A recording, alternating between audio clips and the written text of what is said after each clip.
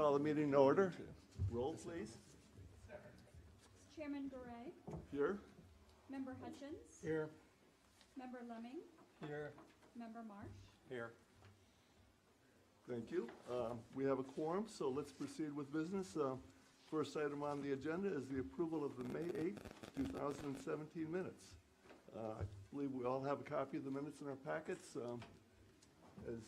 Anybody have any comments on the minutes? I move to approve. Second. All in favor? Aye. Good. Next item is a public hearing, and since it's an ex parte, am I pronouncing that right, Brian? Well, it's quasi-judicial hearings, so Quasi-judicial. yes, you will Thank need you. to ask for Okay, ex parte good. communication. Good. If there is any communication, we need to swear in the communicators. Well, actually, I mean, it's ex parte communication between the board members. So if Right. any board member has had any conversations Oh. outside of this public meeting, you need to disclose that now as it Gotcha. relates to this item. Thank you, I'm learning. Have any board members had any ex parte communication None. with any of the applicants? No. Good, thank you. And since it's a public hearing, if anybody wishes to speak, we need to swear you in, and if you'll please stand. And I think the town clerk can swear you in, so staff and any members, the applicant or anybody who wishes to speak on this item needs to be sworn.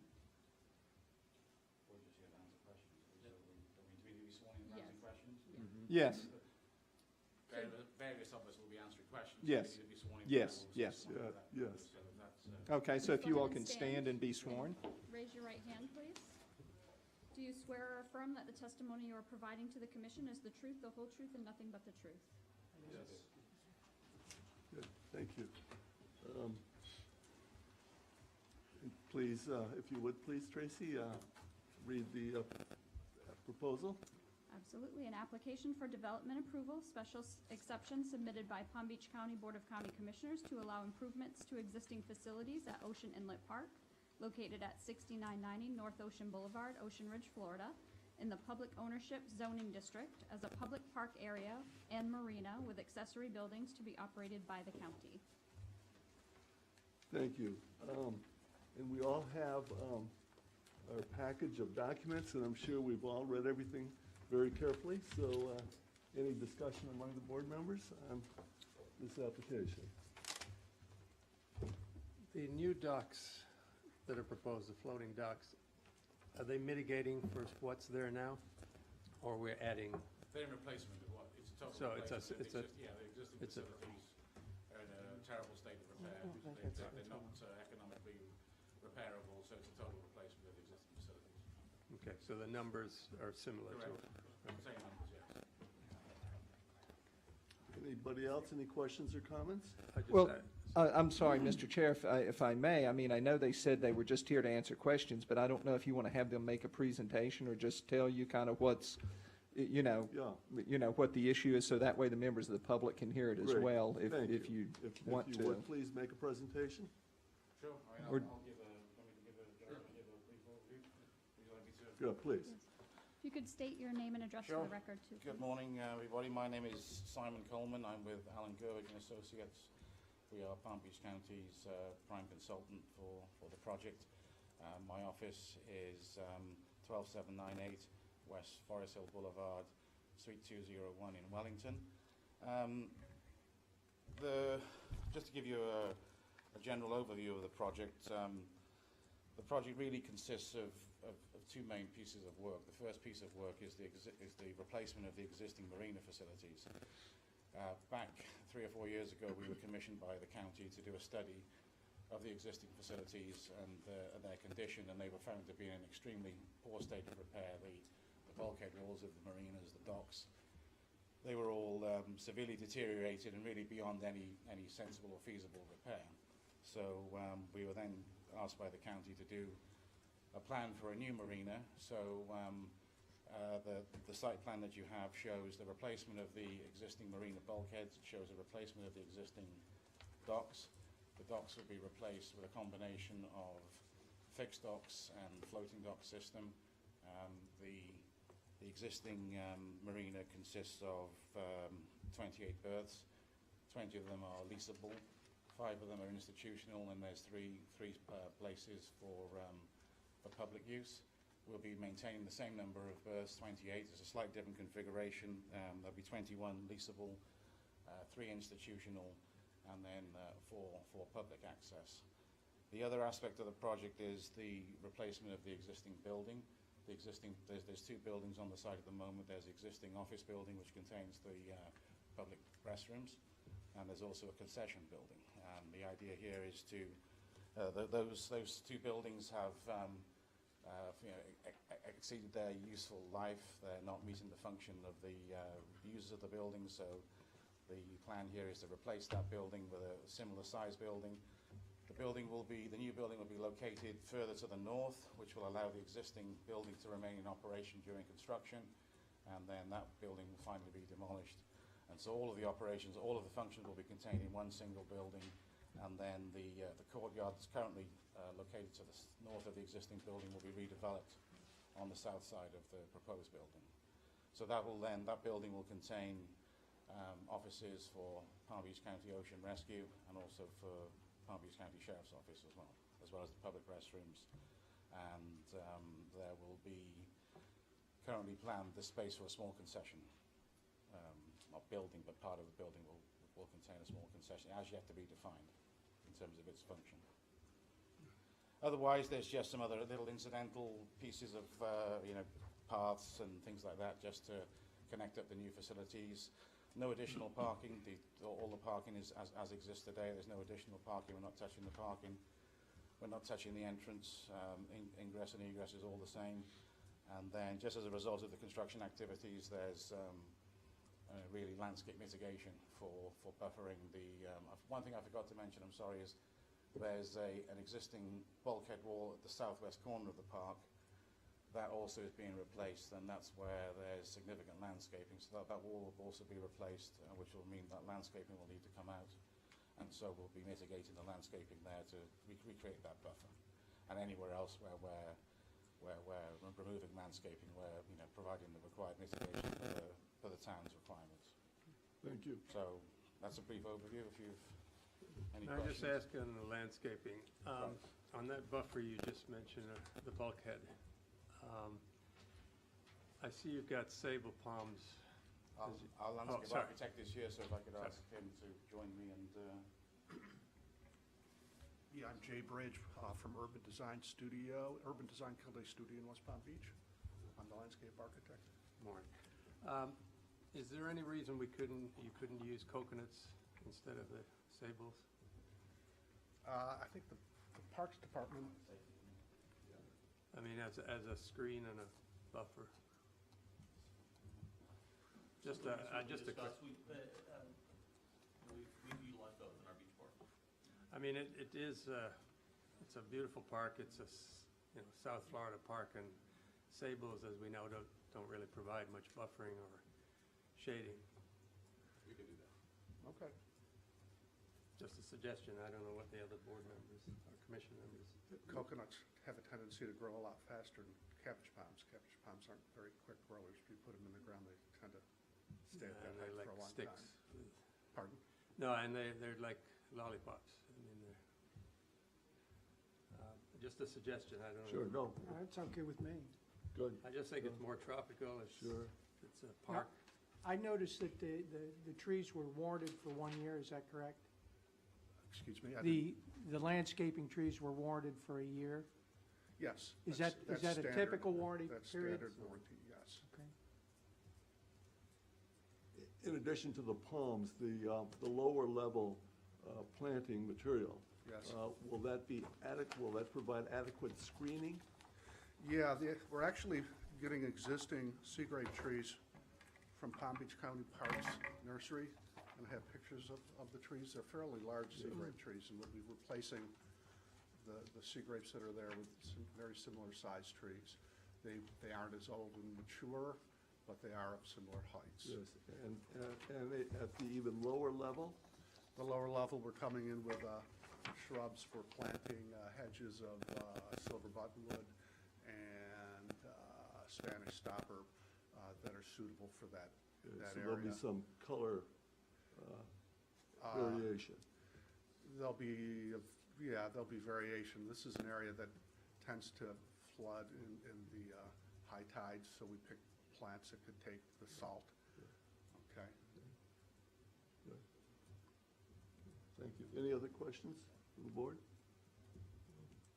Now, I had one question, and this might not be under the purview of you guys, but that area in that marina is subject to a lot of shoaling. I do a lot of boating, and I know it was recently dredged. Is that something that you guys take care of, or Yes. you do? Yeah. And I'm assuming during this process, some of that might be necessary? If it's necessary, it'll be done, yeah. Okay. I guess, sir, if you can you come up and state your name for the record there? Sorry. Hi, I'm Eric Call. I'm the Director of Parks and Recreation for Palm Beach County. Thank you. Any other questions or comments from the board? How about public comment?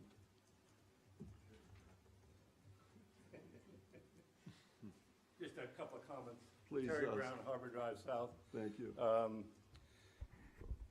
The sable palm is a Florida state tree. The coconut palms, of course, are going to require much more maintenance, and there's some liability involved with the coconuts falling on the heads of pedestrians and cars. But that's just something for people to think about. The question that I had was that on the east side of A1A, I don't see anything where you're going to be doing anything additional to protect. I wrote Mr. Carr when I was a commissioner, and my good friend Don Magruder complained about people crossing the roadway way beyond the public access. Now, at one point, you decided to put up the slat fence, which I think looked much better than chain link fence, so I'm glad you did that. But I still see people at the end between the property of the clubhouse sneaking through there, walking even further into the traffic. So I was wondering if there's anything that you could do to kind of secure that area at the very end. It would be the south end of where this, in fact, you'll see some fencing that had been already beaten down from people jumping over it. I think it's really a serious, dangerous thing. I know it's not included in your proposal, but if you would look at that and see if there's something you could do. I know you have signage up there, but no one pays attention to that. Right? Thank you. Thank you. Anybody else, public? Yes. James Bonfiglio, 5616 North Ocean Boulevard. I thought I heard you say something like one of the offices is going to be for sheriff office personnel. Have you worked with the sheriff to determine how they're going to man the sheriff's office there? Is it going to be a 24-hour thing, 12-hour thing, patrols? What are they going to do to patrol the area? That is a kind of a substation now. Their primary headquarters for their Marine Enforcement Unit has moved up to Phil Foster Park. So that would be like a satellite office, and I don't believe it will be manned 24/7, just probably during daylight hours. So they do plan to have someone there at least during the day? Yes. Okay, great. On the docks, do you plan to extend the docks any further out in the intercoastal, or are they still going to be the same length into the intercoastal? The site plan submitted does show the dock extending further out into the intracoastal compared to what it is there now, really just to accommodate the configuration, the floating docks and the size of vessels. So it's the same number of berths, Okay. but it is further out into the intracoastal than it currently is now. How much farther out?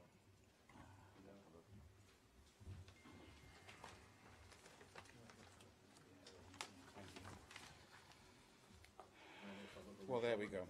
I mean, it's not that further. It's literally from there to Okay, I there. got So it's probably the order 50 feet. Okay, now, another question 50. for you. Can we maybe put that up? You say 50? About 50 feet, yes. I'm estimating from here, so. Now, there is like a little beach over here to my left. What kind of signage do you plan to direct boat traffic away from where people may be using the water in the beach area? Do you understand my question? I understand your question in terms of, signage. So if signage is required, I'm sure we'd be willing to, the county would be willing to. I'd like to see that, yeah. Yeah, we'll work with the law enforcement. We've worked with the chief here on a lot of safety issues, and we'll continue to do that. If it becomes a safety issue, we need to keep boats out of there, we'll erect signs that keep it boat-free in that area as well. And one last question. The area's kind of been overrun by iguanas. Do you have any plan? All of South Florida. Yeah, I know. Do you have any plan to try to control the iguanas? We'd love to see. Huh?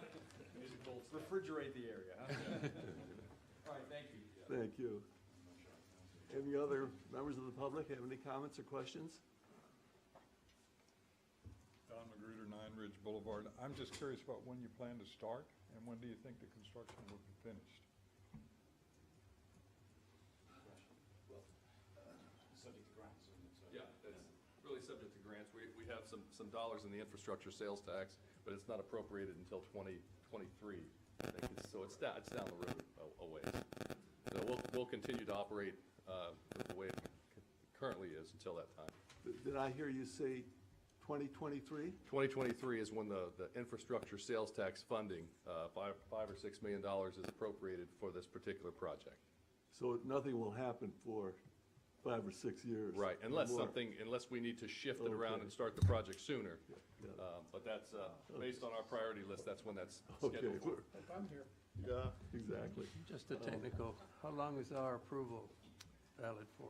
Oh, right, well, I mean, that's what I was gonna make a comment on. I didn't look at, but you may wanna look at our code to see, once you get special exception approval, it may only be valid for a certain period of time, so I would urge you to take a look at that. I don't have it right off the top of my head, so I would just urge you to take a look at that.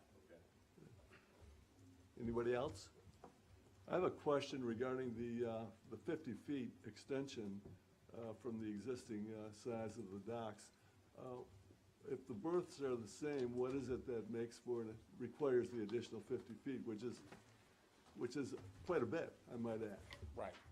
Well, to update you, we think it's about 40 feet, so it's still But the same. still a lot. Well, there's a couple of things. There's the berths, with the same number of berths, the berths are a little bit bigger than the existing berths just because of the current size of recreational boats, basically. So that's part of it. The other thing is because we're floating, the docks need to get out further into the water because we need to ramp down from the fixed docks.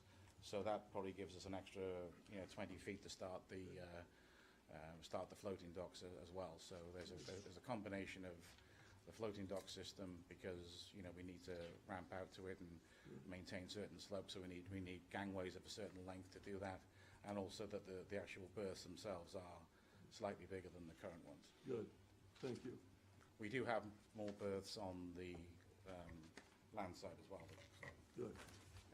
And to Mark's point regarding coconuts versus sables, what is your experience, Parks and Rec's experience with coconuts as they relate to hurricane conditions? Are there any issues or problems that you've thought about or incurred regarding coconuts flying through the air and hitting things? Yeah, he's exactly right. There are more, there's no more maintenance required to them. There could be a safety issue. Obviously, this time of year, as we enter hurricane season, we're trimming our coconuts. We like coconuts, palm trees. It's important for us to have those. But he's right. The sable palm is the state tree, and we have a lot of those in our parks too. We don't usually place a lot of them out over picnic areas where the public's at, so the coconuts become a problem. But if they're in the buffer area, which you're talking about here, and not likely to drop on somebody, that would be fine with us. And Mark, as an alternative to a coconut, but to provide that same sort of style, are there any other possibilities that you might suggest in terms of palm trees? No expert, but no, the reason is we're in the tropics, we're in South Florida. Sure. It's a park, it's boating, you feel like you're almost in the Bahamas. Let's just instill some. Oh, absolutely, I agree, but so is there anything that has the same kind of aesthetic value as a coconut, but doesn't have coconuts growing on them, in your experience? Well, most of the palms have nuts. Yeah, but not that size. No. Okay, just, You yeah, wanna I make mean, sure they're native, obviously. I like the concept of mixing up the sables with something I else. don't want to belabor it, but they have foxtails around the buildings which are not native. Yeah, right. So, you know, it's, And the Once foxtails they're here are, For a while, they become native. and what's your opinion about foxtails? they're a nice palm. Okay. They're very regimented, so. Yeah, good, okay. They do drop their fronds the same way a royal palm does, so when it comes down, it's a heavy It's a heavy frond. fly, but- yes, it Well, you is. have to be careful where you locate them. Yeah, that's the point. It's Good, in a okay, buffer good. area. So nothing is ideal as an alternative. You'll be able to see them. Good, thank you. I have one question regarding the docks and the fact that this is a substation for the sheriff's department. You're leasing boat spaces, and though, at night, if there's no one there, that becomes a target for people that might want to take things off boats. Is there any thought given to having some type of security system? Thank you for asking that question, because one thing I did fail to mention when I was describing the building is that there is a second story of the building, and that will contain a small residence. There's currently a residence on the north side of the park that's outside of the town's boundaries, near the inlet. There's a small one-bedroom residence there. It will move to the second floor of the new building, and that will be a sort of dockmaster's residence. So there will be somebody in residence, which, you know, we feel will enhance security significantly. The other thing about that too is that you know, we're doing everything we can to isolate and secure the leasable docks. Obviously, that we can't really secure it coming from the water because, you know, anybody can get there from the water. So all the land-based stuff, lockable gates, you know, with access to leasees only. But the fact that there will be a residence with a parks employee, dockmaster person in, you know, we see that as a significant increase to the security of the users and the boats that are there. Good. Eric, anything to add on that, or? Thank you. Thank you. Thank you. There's an existing open area to the south of the parking, and that's sometimes used as a helicopter landing area for sea rescue purposes. Will that be maintained? I believe so. I don't think there's anything going on there that would change the layout. I mean, it will be open and flat Yeah. like it is now, so I don't see. Is that an official helipad, or is it just used because it's there? I think it's used because it's a large, open, Right, green okay. space where they can land. Okay, but nothing will interfere with that? It's not Okay, designated and, okay. Good, No. okay. Thank you. Anything else? Okay. Motion? To approve or disapprove? Go ahead, Dave. Yeah, I move You're the to, voter. I move to accept the proposal. Second? Or I guess the motion is to make a recommendation to approve the special exception. Yes, and if it would be Submitted. so stated that way, I would appreciate it.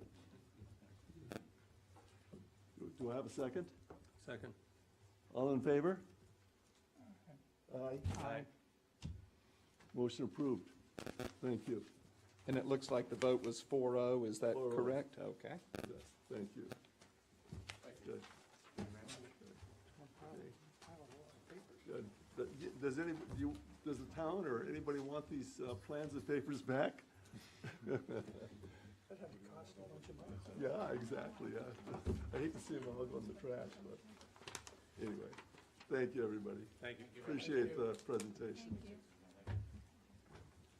Okay. Moving right along, the next item, number 6 and number 5 on the agenda is ordinance review. We have floodplain management. Now, these are ordinances that have been presented to us in concept, I believe. Well, sir, if I can, on the floodplain management ordinance, if you remember, that is an ordinance, the actual change to the floodplain or converting over from like a flood ordinance to the floodplain management ordinance as recommended or as necessitated by the state floodplain coordinator to make it more compatible with the Florida Building Code. And then you know, where we would be impacting FEMA regulations and, you know, other insurance rates and things like that would come in to play. After we adopted, the commission just recently adopted the floodplain ordinance itself. However, upon adoption, we received notice from the state floodplain coordinator that said, look, in the ordinance that you adopted, the manufactured homes portion had been removed early on in the process, and therefore, you know, and they were just confirming that our code did not allow for manufactured housing. Now, even though the town of Ocean Ridge doesn't have manufactured housing, your code still allows for it, and your comp plan still allows for it. So therefore, the easiest fix, because we are under the gun in order to get this adopted before October the 5th, is to let's go ahead and just stick this back in the floodplain management ordinance. Not that it really means that much here. It just coincides with what our code provides, and so that's what this fix is doing. So thank you, Brian. So our function today is just to review and recommend. Good. Yes, sir. On each one of these proposed ordinances. Well, on the floodplain management ordinance, on the administrative ordinance for the Florida Building Code, those are ones that really by code, because of the pertinent sections of our code of ordinances that it impacts, must come to you for your recommendation, whether it's up or down or not, you know, but we still need to bring it in front of you for your recommendation. Now, on the construction lawn hours, well, and I should put in the concept plan review. That's another one that needs to come in front of you. On the construction lawn hours, I'm just bringing that back because I think that was discussed in a joint meeting, and even though it's not required to come in front of you, I just wanted to bring it back to show you this is what, you know, this is what's being proposed, and it'll be going on to the commission meeting tomorrow night. So, And so therefore I understand you need an up or down vote on floodplain and administrative amendments. Do you need an up or down vote on Saturday construction, concept plan review, and flat roofs? Well, on the flat roofs is more discussion, because I haven't really provided, and maybe that's a misnomer there where it's under ordinance review, but it's just more of a discussion on that. So I think what we're seeking your recommendation on is at least the first three. Now, on the concept plan review, that may be more of a discussion amongst you all or direction that you give me, depending on that, but that is the ordinance that I drafted in coming from, that kind of came out of that joint meeting, so. Okay, Can I, Jerry, so. please, Mark. Can I just go back to these manufactured, and maybe this is to Manny. Do we have, does construction trailers come under this, or temporary things, are they exempt to that? They aren't, well, there's another section of the code that deals with the construction trailers and that deals with, I think, sales trailer. It's not really under the manufactured housing portion because those are more permanent in nature as well as like with the rest of our code. But we're covered somewhere else. Well, as far as under our code for zoning, there's really nothing there that says where you can have it or not. It's usually left, it's left up under the permitting process, when they submit that, the building official will say, well, you gotta have it here or there. But one of the things that we make sure that it's not obstructing line of sight, and it's not intrusive to the neighbors. And the safety aspect of it, I mean. Absolutely. Because like just the previous application, if the county comes in here to construct that facility they just presented. Well, I think Don probably will have on something of that magnitude, he'd probably have a pre-construction meetings to lay down the ground rules of work, where what goes and what not, traffic control, all that sort of stuff. Okay. All right, So on floodplain management, if I understand correctly, this is merely a cleanup to respond to comments that have been made by the state people, is that correct? Yes. Okay, Yes, sir. good. So shall we vote on these one at a time? Yes, sir, Yeah, and you okay. may want to open it up for the public hearing here Good. before you. Yes, Yeah, sir. Thank you. Any comment from the public regarding floodplain management? any other board comment? No. So can I have a motion to approve or disapprove, recommend or not recommend?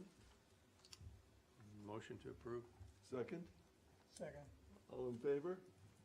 Aye. Aye. 4-0. Thank you. 5B, administrative amendment to the Florida Building Code. Yes, sir. This is another item that was precipitated, or the change is precipitated because of the changes that we made in the original floodplain ordinance. When we brought the original floodplain ordinance forward, we were told at the time, because we had a section in our code that adopted the county-wide amendments to the administrative amendments to the Florida Building Code. We were informed from the state floodplain coordinator that that is not acceptable and that we would have to essentially adopt our own amendments to the Florida Building Code.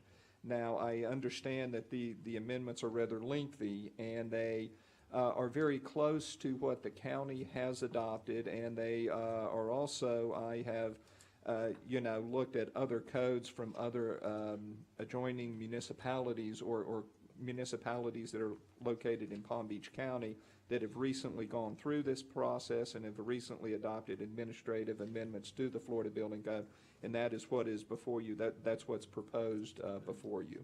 And again, it's more of a cleanup rather than a substantive change. That's the way I view it. Now, I mean, there are 60-some pages of the administrative amendments. So now when I was going through them and trying to compare them to the countywide amendments to the Florida Building Code, the biggest change that I saw in these, and the need for the change, is how they dealt with the floodplain areas, and that's the reason the state floodplain coordinator was saying you can't just adopt the countywide amendments. You're going to have to adopt your own, because there are certain changes that the county has as it relates to their floodplain ordinance and the one that they are adopting that will impact you, that will not, it won't mesh. So you're going to have to change, and that's that's what I've done, and that's the reason that a lot of, some of the more changes on the flood plain stuff are from, it's language that other municipalities have adopted as well. Good, thank you. So, Any comments or questions from board members? Any comments or questions from the public? With that, do I have a motion, recommendation to approve or disapprove? Motion, please? Somebody? Motion. Okay, second? and that's so moved to approve? Okay. Yeah, thank you. Got it. To recommend approval. Got it. Got it. Second. Thank you, second. All in favor, or? Aye. Aye. Aye. Good. The motion passes 4-0. Okay, moving on to Saturday construction and lawn service hours. Brian, Yes, if you sir. Give us a little overview, please. Okay. The biggest thing that in the discussions, and once again, I think this was part of the joint meeting that you all had with the commission, and there was discussion about Saturday hours for lawn service and construction as well. In the proposed ordinance that's in front of you, the first thing that I did was to make clear, because I think it came up in the meeting that, or in looking at the code as well, and I know I've had some discussions with the chief about this, is that, construction has not really been prohibited after hours in the town of Ocean Ridge. It's just the noise that's from that construction that's been prohibited, say, after 6 p.m. and before 8 a.m. So what I have attempted to do by this ordinance is to say, no, construction is prohibited because there might be people inside doing interior work or something like that. But I think in the meetings that we had, there was still the fact that you would have construction vehicles outside. You would still have the noise outside when people are opening up doors and carrying in supplies and materials. So the thought was to, let's go ahead and just prevent construction after 6 p.m. the way that I think most of the residents in Ocean Ridge have kind of, been under that impression anyway, that you can't have ongoing construction after 6 p.m. or before 8 a.m. and then on certain federal holidays and on Sundays. And so that's what I have done here. I have also expanded that to prohibit construction. Now, this is not emergency repairs, like if your AC, your water heater, electrical things, something like that. That can always be, on an emergency basis, be taken care of. But I've also added on here as well is that construction is prohibited on Saturdays except for the hours of 8 to 1.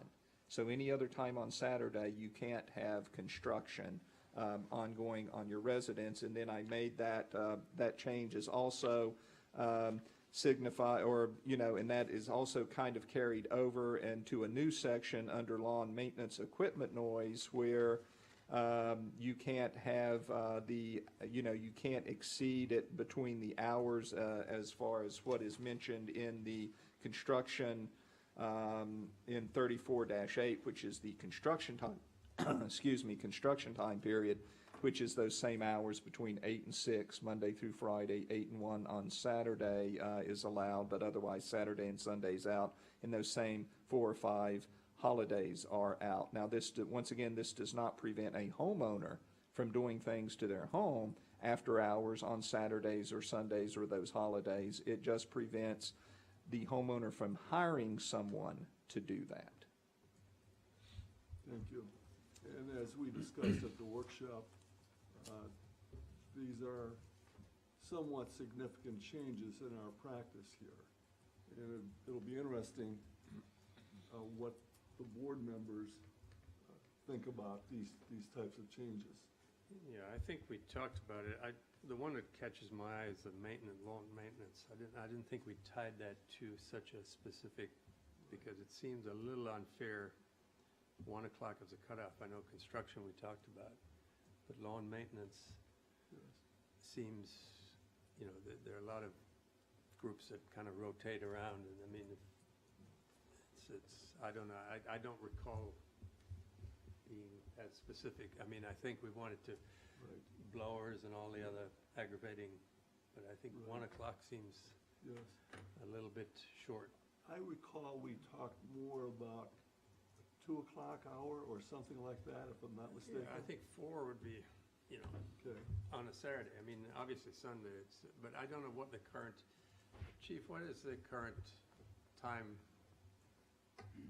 Saturdays are 8 to 6, just like normal construction. Yeah. The only prohibition on lawn maintenance activities comes in on the Sunday, correct me if I'm wrong, Brian. It It allows only the homeowner to conduct lawn maintenance on a Sunday, for a specified period. Right. That's my only concern, is that seems, construction, yes, that's a whole different. Mark, yes, do I hear you to be in favor of a construction time cutoff of 1 o'clock? Correct. Third-party contractors, yes, but it sounds like you're in favor of Yeah, I mean, loosening up I the would lawn maintenance hours. suggest like 4 o'clock seems like a reasonable stop for lawn maintenance. I don't know what everybody else is. Sure. Any other board members have any? I'd Well, be if you- curious to hear some of the commissions. If you increase the time, you give the lawn maintenance companies an ability to work around weather, which, Right. since I still take care of my own lawn, I know is important. And, Yeah, I mean, and- sometimes they just get rained out, and it's they makeup. fall back on Saturdays. They don't really want to do it, but that's when they show up. So I'm aware that people can be aggravated by the sound of blowers and everything else, but generally, it's a pretty quick process. Time is money, these folks. They're in and they're out in a hurry. David, are you okay, though, with the construction time limit of 1 Well, o'clock? yeah, I think I'm all right with that, but, if it's interior construction and it's being done quietly, I understand that people may not want to see trucks in front of a house, but it's, what if the construction company can put their vehicles inside of the house and out of sight of neighbors and everyone else? Would that be an acceptable exception or not? I'm throwing this out because it's a question on my part. Sure, interesting question. If you have Joe the wallpaper guy or Fred the painter show up and they have a truck and, they're gonna get the job done for Sure. you, can they just come in, park inside your garage and do the work and be legal or not. Or how about a truck with no identification on it? Maybe, I don't know. We've I mean, got- that would be practical to my point of view, but, we don't want to see it abused. What do you think, Mark? No, I think, yeah, any interior work, as long as it's not causing any noise, Yeah, irritation, then I think Yeah. it's fine. I mean, I wouldn't say park in the garage, I'd just say get off the street or park in a driveway, There you go. yes. so that it doesn't impede any Sure. Well, we have safety. our police chief here, and I'd be curious as to his comments regarding whether he's had any complaints on this subject. I would address this in this manner. I have received many comments over the last 11 years regarding construction activities and noise associated with those activities, whether it is inside or outside. One of the considerations that I would ask that you make is we currently have an ordinance that says you cannot make any noise on Sundays that emanates past the property line, and that seems to be problematic, which is why I believe this is coming to you. Some of those construction noises, if we look at it literally, we're looking at it as if it's just the people doing the work, the noise created by the work. Some of the residents have complained that that's not the case.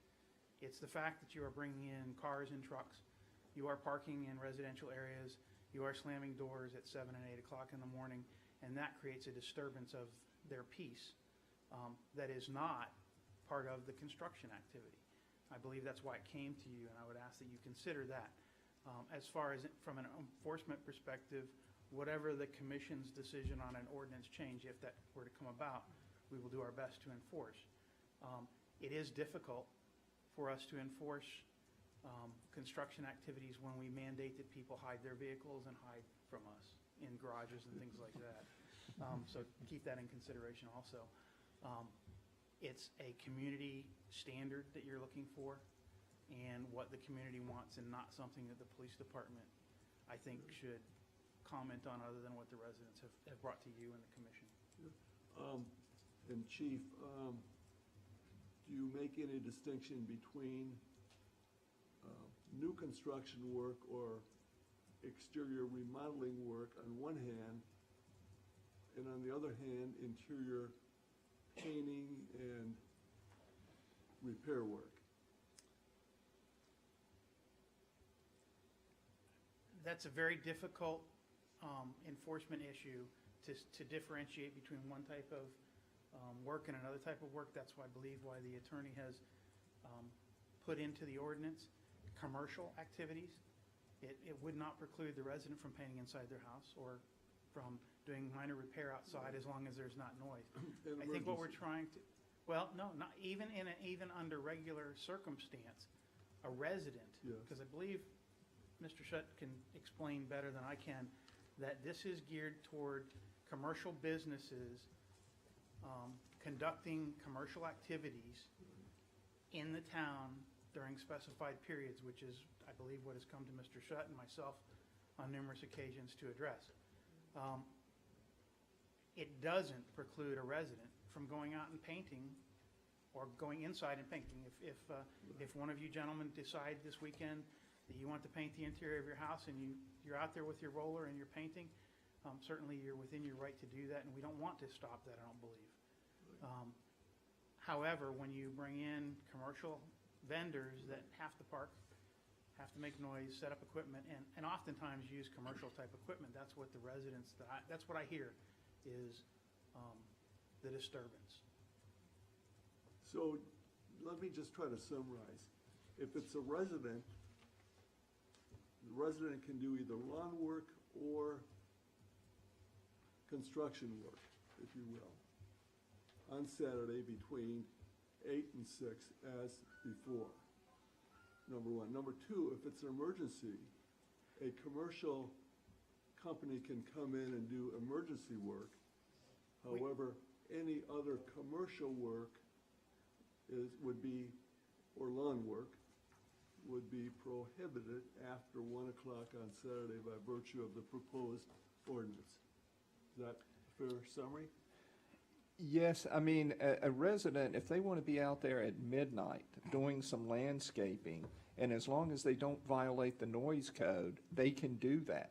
This has no impact on, if they want to be painting at midnight Right. on their home, Right. as long as it doesn't violate the noise code, they could do that. What this really gets to is just the core of hiring someone, a contractor or a vendor, to come there to perform the work. To do that, you know, where it's a business coming in and where normally they have other equipment and vehicles and things like that. And that was kind of the direction that I think I kind of gleaned from the joint meeting there. And then, you know, I mean, these are very good conversations here that we're having on this. You know, and if a resident wants to mow their grass and do whatever in the afternoon or whatever time, as long as they do not violate the noise ordinance, you know, if they have those electric lawnmowers or something, I don't imagine the chief would say anything to them if they want to be out there at 11 o'clock at night mowing their grass.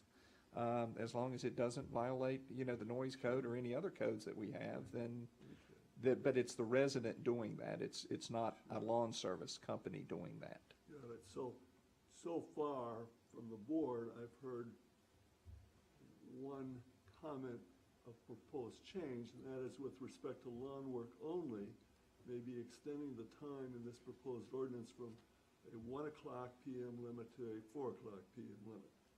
Is that, okay. Is there any other board member who has a thought about, let's take it one at a time, the lawn maintenance? Is 1 o'clock or 4 o'clock, or do we have a consensus as to what's a good stop time, if any? Or maybe we want to leave it the same. By stop time, you mean off the property, bye-bye? Well, that's the other question, yes, stop time. Let's say off the property, just for simplicity. Okay. How about construction work? Is there any consensus here as to whether we should stop construction, outside commercial construction work and not any emergency work? Okay. No, that's fine. right? Okay, so let's open it up to the public. Any public comments regarding, let's take it one at a time, just to keep it simple, because I think they're two really different things. Let's address first lawn maintenance work.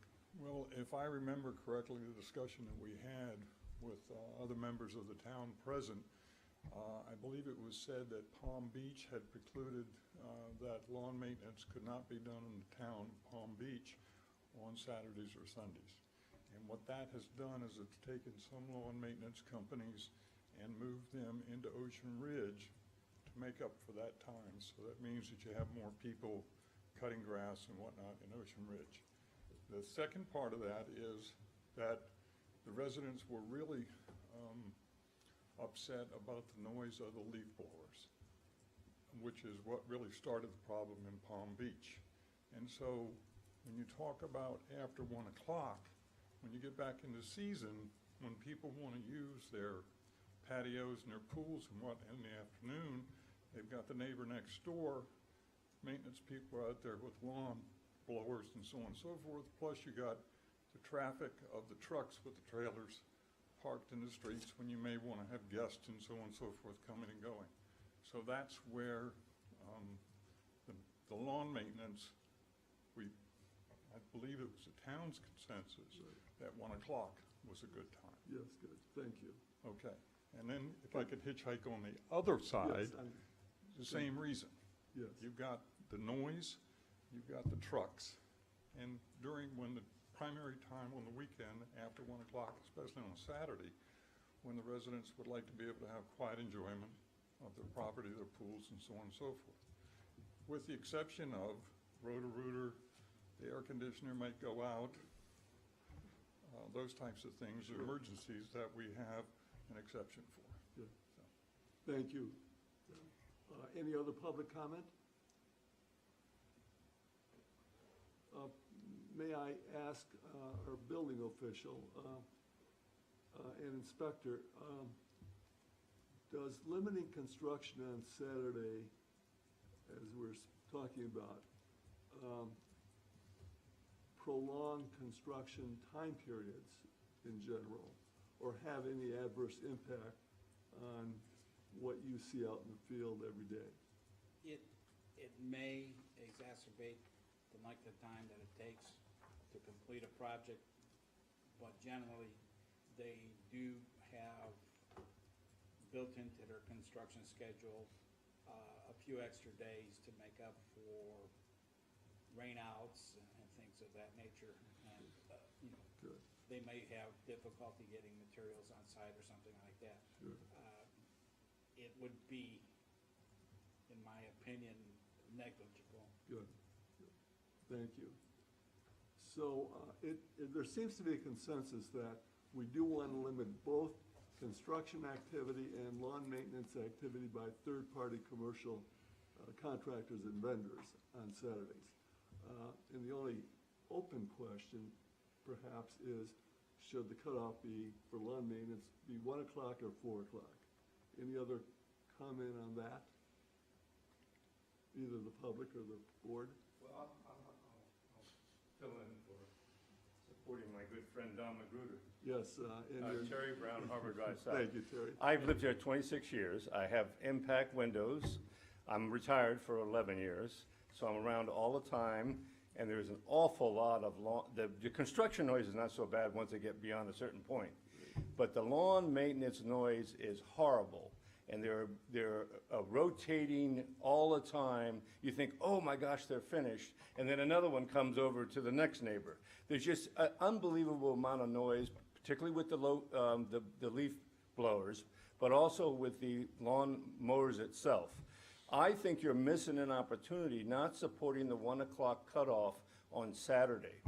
My preference would be to eliminate the noise on Saturday, but that's not going to happen. I recognize that there's a lot of people that serve on these boards that are related to construction and development, and it's like they're working for the development and the vendors instead of working for the residents. This town wants to be an upscale community. It's going that way in the past 26 years. You're not making it upscale by allowing this noise to continue beyond 1 o'clock on Saturday. That's my opinion, and I'm a pretty laid-back guy about everybody doing whatever they want to do, right? But that is a problem. There are lots of noise, and it's just everywhere. Good. Thank you, Terry. Appreciate that. So any other comments or questions on the board members? So let's take first, let's take a vote, a motion and a vote on the 1 o'clock limit for both lawn maintenance and outside commercial contractors. So do we have a motion to recommend approval for the proposed ordinance with the existing 1 o'clock cutoff time?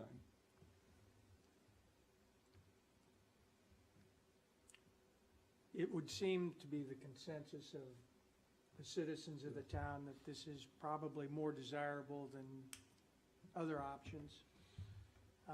With reluctance, but I will go ahead and I'll move to accept the proposal. To make the recommendation Right. as is with the As is, timeframes yes. in, okay, Indeed. all right. Is there a second, please?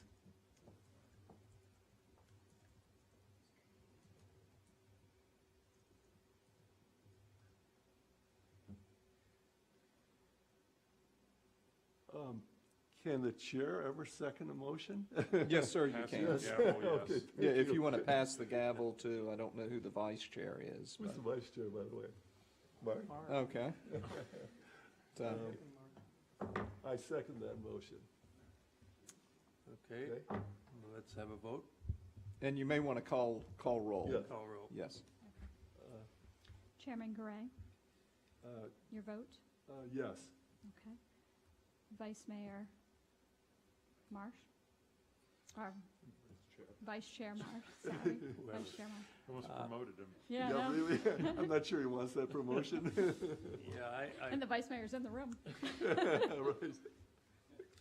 Right. I'll support it. I don't agree with it, but on the landscaping part of it, I'll just clarify that. Okay. Member Hutchins? I'm voting for it with the same reservations as Mark. Okay, Member Lemming. Yes. Okay, so that's unanimous. And by the way, I have that reservation too, but it really, Just for what we heard. discussion purposes, if we can, Chair. Yeah, please.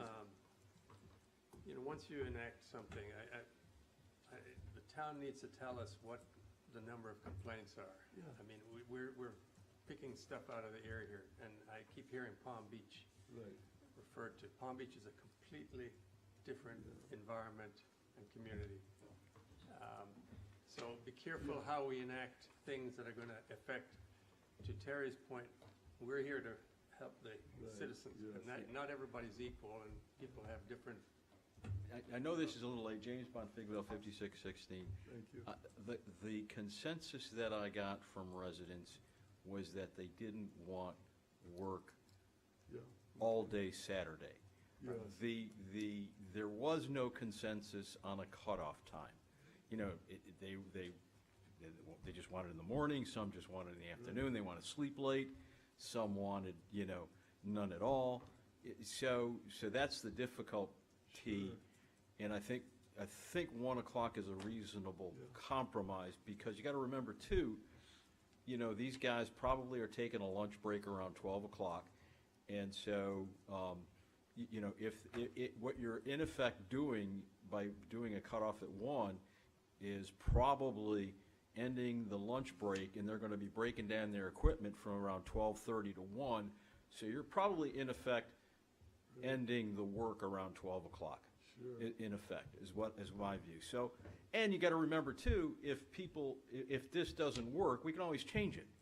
Yes. I mean, it's not something that it's gonna be set in stone. If Good there's point. complaints, it's too much noise in the morning, let's change it to the afternoon, then we can always come back and revisit it. So I think the 1 o'clock is a pretty good compromise. Let's see if it works, and then maybe we can revisit it if there's a lot of complaints down the Yeah. line. Good, thank you, Thank Jim. I think this was a very productive and interesting discussion, so with Yeah, that. I think just one footnote to the point. I think we should start to get some data as to complaints. Again, let's not be arbitrary. I think we're all want to Yes. reduce the time period by which this aggravation Yeah. is created, but I'm And- not sure that we're there. and But I I can- agree with the construction, and Yeah. I said at the commission meeting workshop, Saturday is a makeup day, and I think our inspector Right. confirmed that. Yeah. It's usually a bonus day, so I think you have more leverage to control that time Good. period than you do.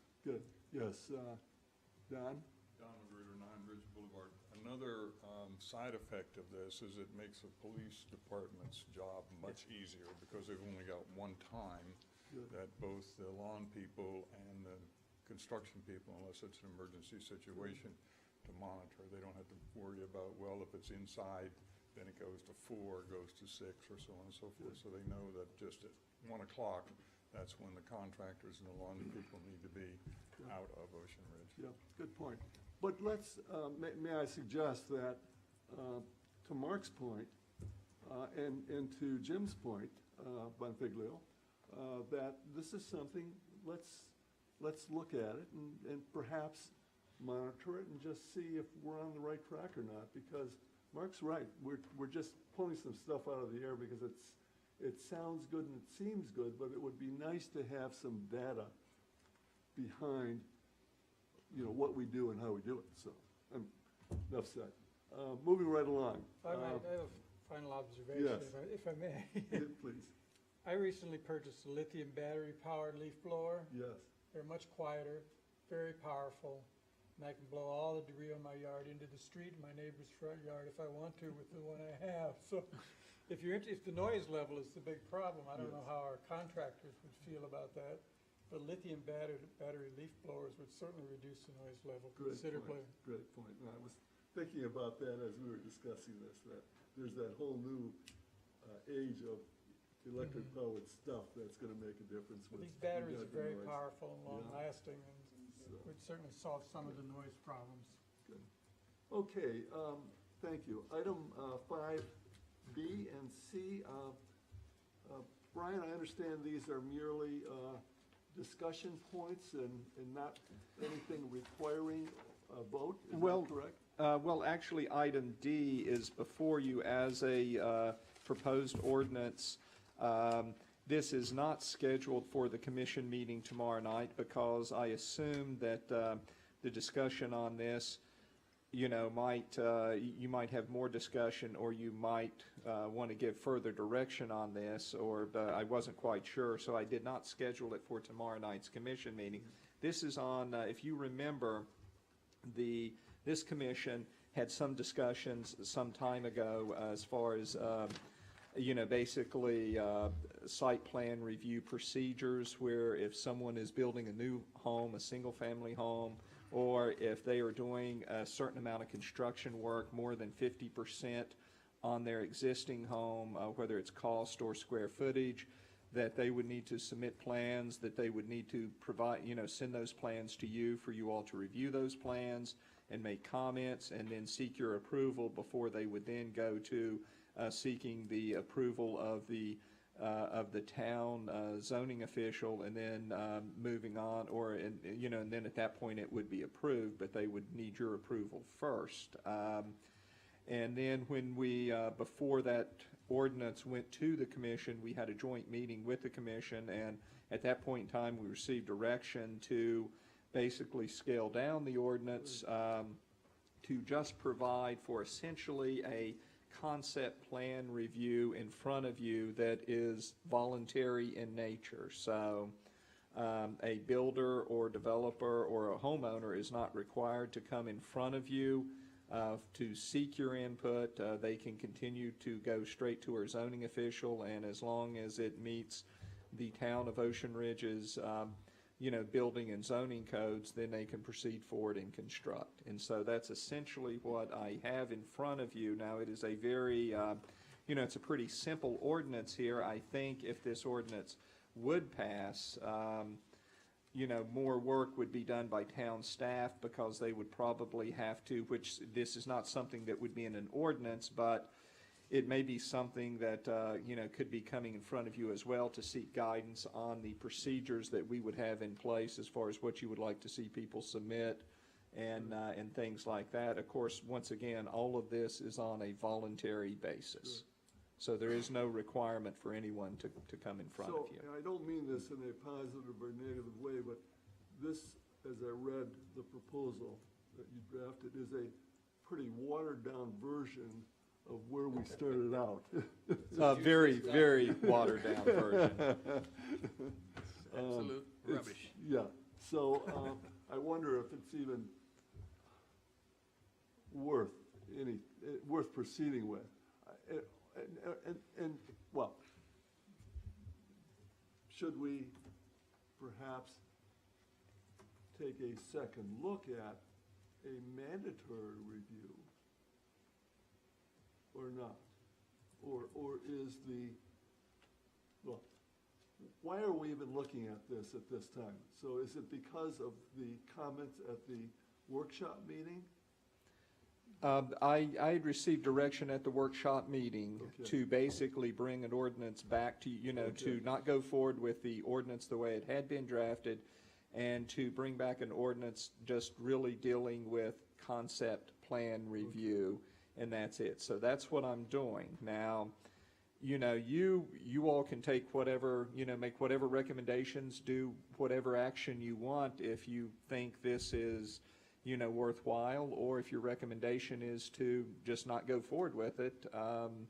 You know, I can certainly present that to the commission as well. Sure. Brian, excuse me for a second. It was my understanding at the last meeting at the joint workshop that it was the feeling of most of the members that they would have to bring, everybody would have to come to the P&Z. It's not voluntary. Everybody would have to still go through the process, but P&Z wouldn't be making a decision. They would be making a recommendation to the building official and the zoning official. That was my feeling that I got from the last meeting. Yeah, I must have left early too, because that's what I thought we were heading for. I This thought is- so too. Okay, that's not what this is. Right. exactly, Yeah, I can tell you that right now. That's not what this is. So I guess and maybe I misunderstood the direction, because if the direction was that everybody would come in and present something to you, as long as they met those certain thresholds, however, that this body's recommendation or whatever was voluntary and it did not need to be followed, is that what you're saying? Yes, so everybody would still have to come. If they're submitting plans, they have to come to the P and Z. It's not voluntary, they have to come. Okay. However, the P and Z's recommendation is just a recommendation, it's not an approval. Okay, well, then, I mean, if that's I guess, is that the concern? I mean, I guess, Mark, that was what your thought was. Yeah, I mean, I think at minimum, it's just again to see if somebody is, going really off on a wild Yes, interpretation rather than, sure. and as Tracy just said, it's not binding. At least we have the opportunity to discuss it. And if there's a problem, I think we have Right. 5 or 7 people that can, Right. Yeah. agree to disagree or whatever. Mr. Chair, And yes, if I can just add a comment, we're doing a lot more pre-meeting with applicants on submittals for plans. But I think the concern has been from this board and others that properties move through the system that meet zoning and building codes and meet all the metrics and standards in our code, but don't necessarily represent the aesthetics or the directions that some properties might move in. So that's become kind of the gist or the essence of this particular exercise, is looking how do we look at that? We do, with the building official and the zoning official and the attorney and town staff, we are meeting more often, more frequently with applicants in a pre-meeting setting to troubleshoot things they might do that would either violate our code or kind of so shock the system that they need to be looked at. But so are you suggesting that we would, by a mandatory review by this board, would it add to the efficiency of the process, or would it bog down the process? Let's look at it from that well, standpoint. from a first. technical standpoint, it would add 5 to 6 weeks to the process, because there would be an additional meeting cycle that an applicant would go through.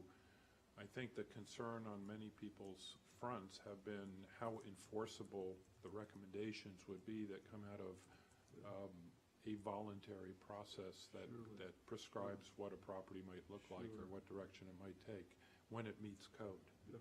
So if I can ask from a town management standpoint, do you recommend this kind of review process or not? I don't mean to put you on the spot, but I am. I don't think it'd be appropriate for me to recommend one way or the other. So let me ask our zoning and building official what they think of going through this. I think, in my meeting with Mark, I have a black and white on the zoning, but sometimes it could go either way as to a style that can be interpreted either way, and both would meet zoning. Mark mentioned, well, that's where maybe outside help would, from a commission or something like that, would carry in the direction that the town wants to go. I have no latitude, it's just black and white, and that's where Mark and I have been meeting and discussed that maybe that's why this is here. There are times where it does go black and white, there is an option to go either way. And Don, our building official, do you have an opinion or viewpoint on this subject? Basically, the property owner that wants to construct a residence, whether it's a 1 or 2 family dwelling, they have a concept of what they desire. They're purchasing it. I personally believe that you know, if you want to try to dissuade somebody from that, because there's an area there that, of concern on our part, and I'm talking about the town, if you don't feel that that particular structure fits the ambiance of that neighborhood. But right now, we have 3 contractors right now that are doing work, are demolishing, are buying properties, demolishing the structures that were built in the 50s and 60s and putting up newer structures. And so it's my opinion that recommendations are just that, recommendations. The property owner has the last say because they're the one that are going to develop the property with their preconceived ideas. So. Thank you. Mark, and you're professionally, you're in the trenches on this stuff, in other towns. What's your opinion about? Well, every other town that I know of, and I zero in on coastal communities, has a format or a system by which some architectural presentation or review is made. We're unique, and that's what I keep saying. As Manny just stated, I think it's unfair for him to be judgmental on aesthetics when it meets and conforms to the zoning criteria, and it's confirmed by what Don just said. But, you know, everybody's image or beauty of what their concept should be is not going to fit other people's. And I think we just need to put in some format, and I've just been thinking about this while listening. It may be that Manny, if he's willing to do that, becomes a kind of alarm signal saying, hey, this just doesn't seem to be appropriate, and then move it to staff, and staff can determine whether we need to meet as a group or individually or what, just to get some guidance. I think that's all we're trying to do here, is to put in a check so that, you know, and I keep saying this, and I think the comment again Don just made, Ocean Ridge is becoming very popular. It's becoming a development town. We're being besieged by spec development.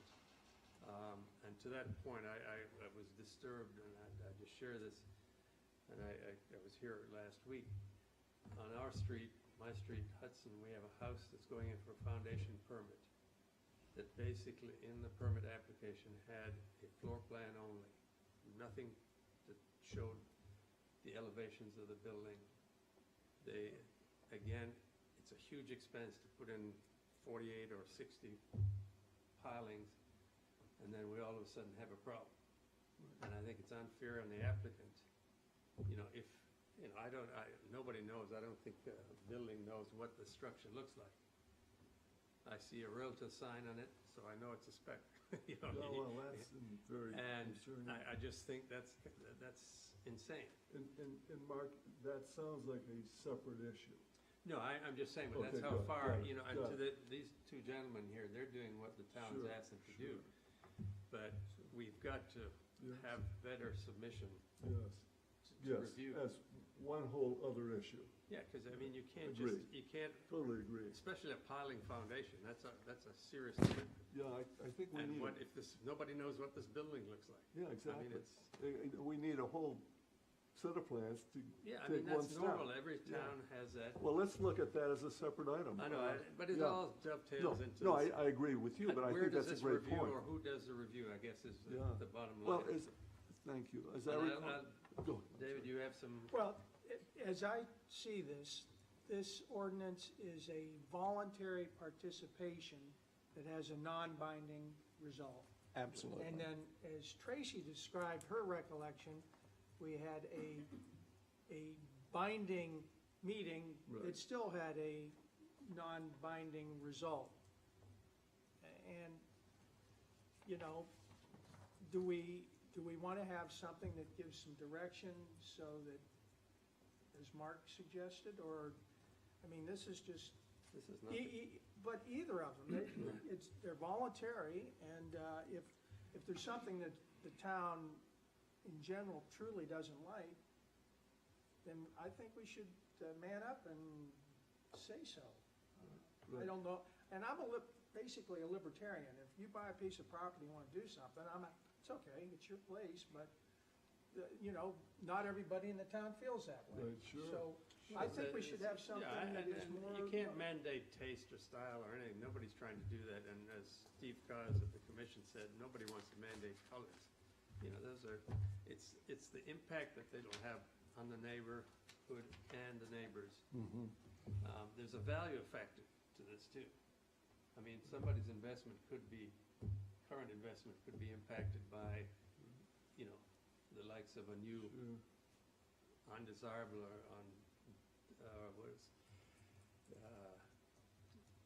dissimilar thing. So I'm going to flog this till I drop, I guess. Yeah.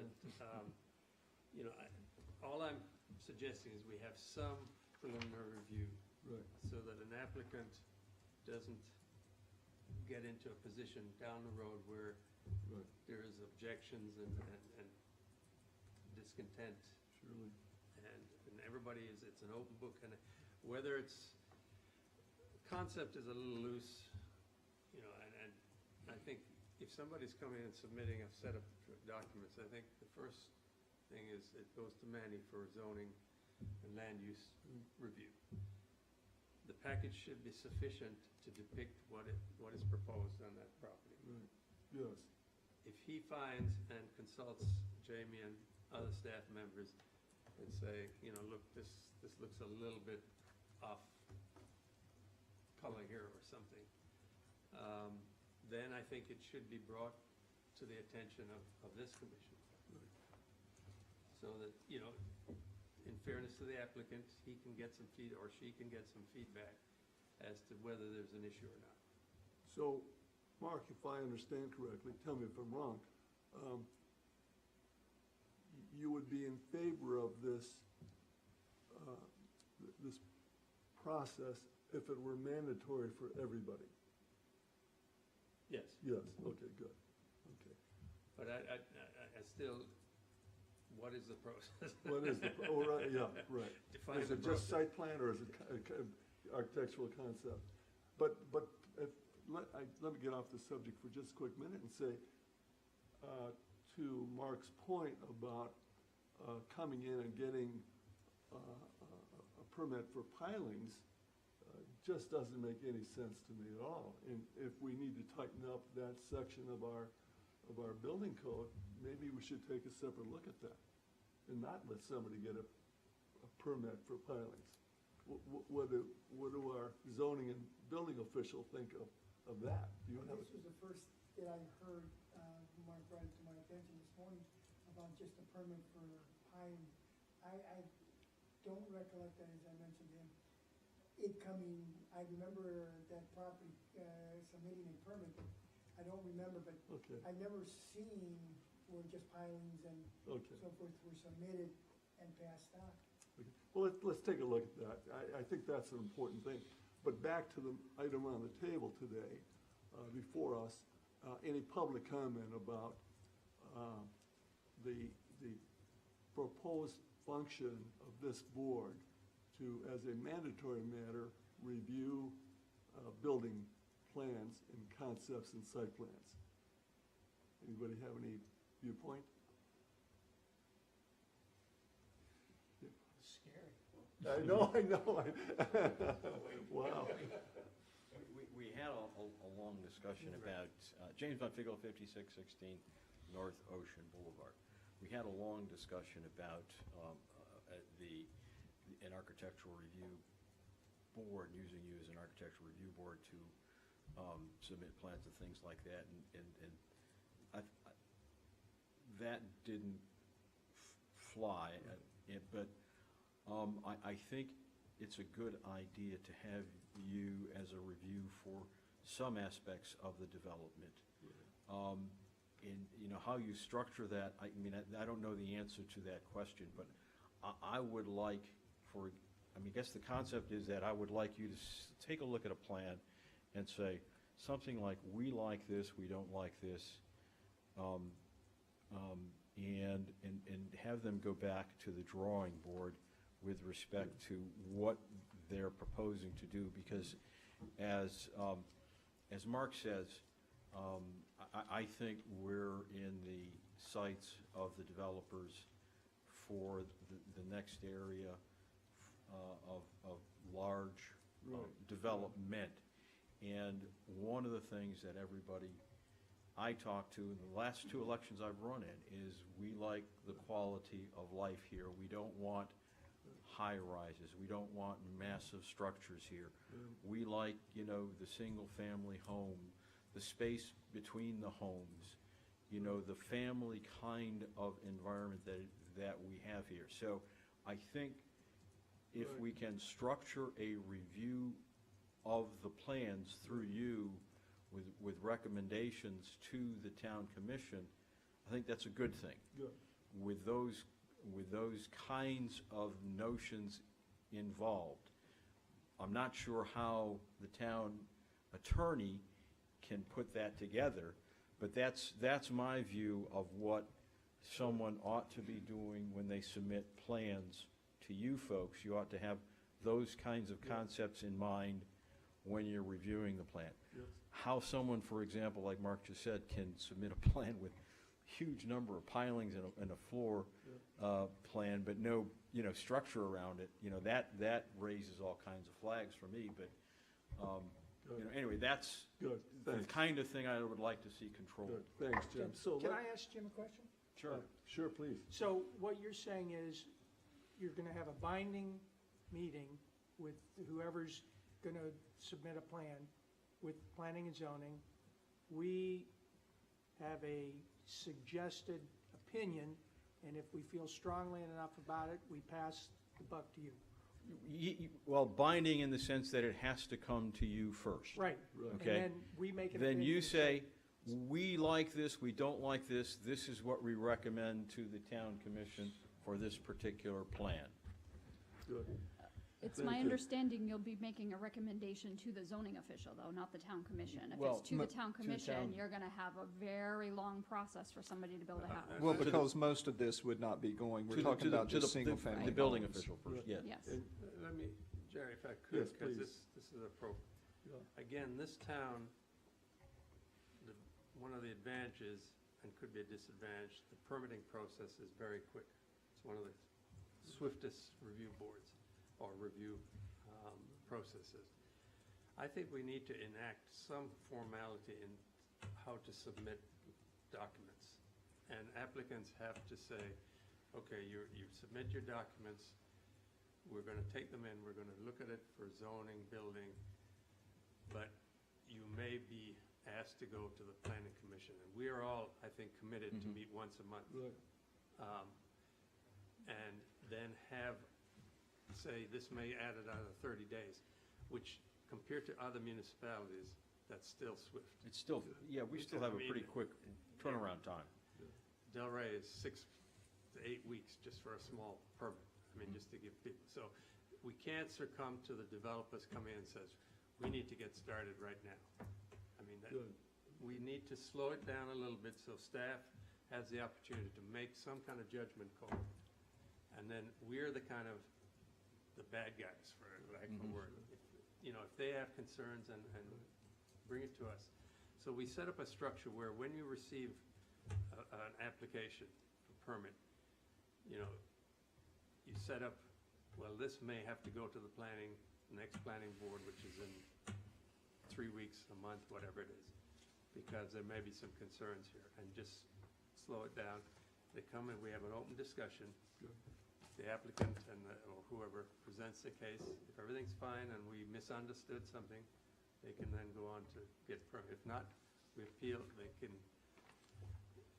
appeal our recommendation. Yeah, to the then they commission. appeal to Okay. us, yeah. I just think we need to set up Totally something. agree. Our building official, I think, had a comment or question. Well, Don, please. addressing the concerns of somebody coming in and putting pilings, get a foundation only permit, that is allowed under the Florida Building Code. However, there's a caveat to that. And the caveat is that it says that the person, whether it's the property owner or developer, is proceeding at his own risk. So in other words, if he drives 5 pilings and he needs 3, he's got to remove the other 2. Those kinds of things. Good. Second thing is that the Florida state statutes and the building code specifically say that if you are submitting to build a single-family or 2-family structure, that you only have 30 days from submittal to get that back to the property owner or the developer. And if you don't, they can just go ahead and begin construction without penalty. So, to say that, we want to be like Delray Beach and have 16, 17, weeks of looking at plans, we try very hard to turn our plans around within a realistic time frame for anybody that makes application, which is one of the reasons why our building department and the town of Ocean Ridge enjoys a good reputation in that area. So let me put this then on the table. Can I just address that just for a second? Yes. The 30 days for approval is once you submit a building permit application, then Right. you have 30 days. This approval process, the concept plan review, would be another application. It's not a building permit application. It would be a land development Good, thank you. application. Right. Good, that's an important distinction. Right. So let me put this on the table then for a recommendation vote. Number 1, we make it mandatory. Number 2, it's not just site plan review, it's plan review, full plan review, conceptual. In our review, and I think Mark used the word, I liked it, it's a conceptual review of the entire building plan. Does that make sense, Mark? Yeah. Good, okay, so I would suggest then the following changes in the ordinance before us. 1, it's mandatory. 2, it's a complete plan review, and if legally appropriate, it's a conceptual plan review and recommendation. Yeah. Okay, good. So, yes, Jerry? If I could ask a question for clarification here. It is presumed on any plan set we put through the system that it Right. has to meet all codes in order to be constructed. Right. And so I'm not sure if the language is currently in our code or not that requires when those submittals are made, if an elevation or a full plan set in volume is submitted as part of that process. So I would just bring it up so that the, I don't want to see a little bit. I want to see the whole well, thing. to the So, point of, yes. for example, the discussion about the pilings versus the elevation, it's presumed that the building envelope will fit within the Right. allowable codes, but I don't believe we saw an elevation on that particular Do we building know the as it was heights? expressed. Do we know So how high the structure is that something you're suggesting that should be added into our Absolutely code so that positively. It doesn't make any sense to do it otherwise. even if it's a conceptual elevation sketch or what have you, so Think it that needs the to be a town full has some plan. idea of what they're looking at and approving? We don't know how high the building is, we don't know what it looks like. I mean, We need am I we need crazy? complete Tell plans. somebody. So on the table then for a vote is to vote on what's before us with the following changes. Again, I'll repeat, I'm sorry. It's 1, it's mandatory. 2, it's a review of the complete plan package. And number 3, it's a conceptual review and recommendation. Good. So. Now, if I can, just a clarification on that. So you want it's mandatory that provided it's new construction, you still like the 50% thresholds, whether it's the cost or the square footage, and that it's mandatory that once they trip those, because this is not going to impact, like the major site plans would still come in front of you regardless. But on something like this, where it is single or double family, homes there, that they would, it's mandatory that they submit to you a full plan package. I mean, that's what I'm kind of hearing, because you need to see everything, and that you take a look at that, and then whatever your recommendations are, then those recommendations will need to be carried out by the zoning official. Is that correct? Is that what you're? Yeah. Mark, it makes sense? Good, okay. Okay, good. So is it appropriate for us then to, I'm in a meeting, I'll call you. to vote on that recommendation? Good. Yeah, if Okay. you can, go ahead and vote on that and give me direction on that. I think then, just so you know, I think what I will then do is I will probably bring this up at tomorrow night's commission meeting. right. Because I'd kind of received direction from them, which it seemed like I misinterpreted the direction that I received. So therefore, what I will do is, I think what I'll do, I'll bring it up under my comments at tomorrow night's commission meeting to say, look, this is what the Planning and Zoning Board is looking at. You know, is there a consensus for me to move forward on something like this before I start to draft? Because we're going to have to change, I think, as Jamie has mentioned, we're going to have to change other sections of our code possibly to kind of deal with this. So just so you know. Jamie, do you have enough direction to proceed with your next step based on this conversation? I'm sorry, Jamie Tracy. Yes. Okay, good, okay, so then let's have a motion, a second, and a recommendation vote to go in the direction we've just discussed. Mandatory, The complete plan package. And that it then goes, Those recommendations go to the to the zoning or building official they will have to enact those recommendations. And once again, I mean, that's your recommendation to me to come back with an ordinance like that. And I guess what I'm just mentioning to you is in the meantime, I need to get clarification from the commission in case I get further directions. So. Tracy, you're good with that? Yes. Okay, motion, I make that motion. second? I second. All agree, approve? Aye. 4-0, approved. Thank you. Okay, moving on to the last item. Change the October meeting date. Well, let me see if there was flat roofs on there, and I must Oh, yeah, I'm apologize on sorry. that one. I know at our last meeting that I was kind of given direction to try to come up with some examples dealing with this, and just because of some time constraints, I wasn't able to find a lot of codes that really, that addressed like flat roofs. And I guess I was just seeking more input from the board as far as what you were looking at. Is it more like parapets around the roof? Is it, in order to take a look, or maybe you all have some kind of examples on what you're looking at? Because once again, I've got to apologize for that I wasn't able to really locate that much information. I'll try and see what I can find. Okay, good. It's important. I think this is something that we need to come to grips with once and for all. And so let's approach it with a couple of good alternatives on the table. And Mark, if you would. I'll try and find Okay, something. great. And then bring it up at our next meeting.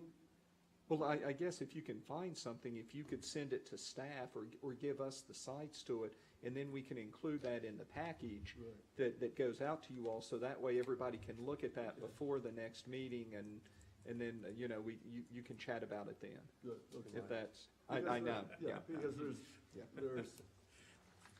because right now we're not addressing the issue. We're using parapets, and the parapets are, just a hokey way of getting around the flat roof issue. So, okay, so more to follow on that one. We're not gonna discuss it further today. Okay, what's the procedure with regarding the changing the date? We just Tracy? need to have, the October meeting date falls on Columbus Day, Yes. so it would be suggested that you would either change it to Monday, October 2nd, or Tuesday, October 10th. Would you Let's like to go keep with it on a second. Monday and go earlier, or do you want to keep it in the same week and go to Tuesday? I'm unable to attend on either of those dates, Okay. but Any other preference, board members? I'm unable to attend on the second. Okay, so Tuesday? What's the alternative? Tuesday? Monday, October 2nd, or Tuesday, October 10th. You could Oh. do any day in that week if you wanted to, or in either week except for that Monday. Could it go to the following Monday, if that was an option for them, the Yeah. 16th? Yeah, you can do 16th, anything you want. Do you, 16th. There's 5 16th? Mondays in October, Okay, just 16th. FYI. 16th I can do. Yeah, 16th works. That's like next 16th works generation good? almost. Okay, yes, so let's, we have to vote on that or 16th? just No, just a consensus is fine. consensus? 16th? 16, good. Okay, good meeting, guys and gals. A motion to adjourn? So moved? Second? Second. All agree? Approve? Aye. Adjourn. Thank you.